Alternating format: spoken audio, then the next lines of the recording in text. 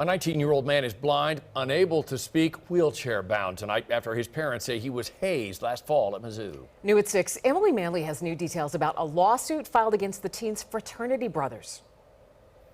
According to that lawsuit, Danny Santulli, now 19 years old, was ordered to drink a liter of vodka during a fraternity event in October.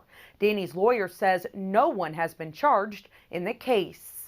It's impossible to have damages that are worse than what Danny Santulli has and still be alive. Attorney David Bianchi has spent 3 decades litigating hazing cases. As a result of what they did to him, he has massive brain damage. He's lost his eyesight, so he's blind. He cannot walk, and he cannot communicate in any way.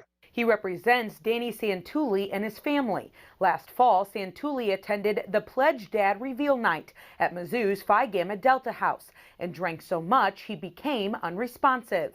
Danny Santulli came within inches of dying, except they fortunately got his heart restarted at the hospital. The lawsuit says Danny's Pledge Dad handed Danny the family bottle of Tito's vodka, which Danny was expected to consume in its entirety before the event was over. Danny was then selected by other members to drink a beer through a tube. With a funnel at the end of the tube, and then he proceeded to pour beer down the tube into Danny's mouth while he was in the process of drinking the vodka. The lawsuit says just before midnight, Danny was sitting on a couch in extreme distress and with a blood alcohol of 0.468%, nearly 6 times the legal limit. 30 minutes later, Danny slid partially off the couch and ended with his face on the floor. His skin was pale and his lips were blue, yet no one called 911. Instead, the decision was made to drive Danny to University Hospital in one of the brothers' cars. When they arrived, Danny was not breathing and was in cardiac arrest. I think every one of these fraternity members is just as guilty as the next one. Bianchi says 8 months later, there's still no charges filed. This is unacceptable.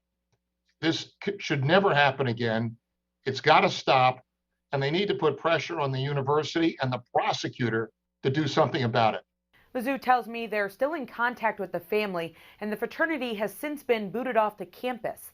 13 students have received disciplinary sanctions, but the university has not given specific details. I also reached out to the Boone County Prosecutor's Office regarding this story, but I have not heard back. Reporting from Missouri Capitol Bureau, I'm Emily Manley.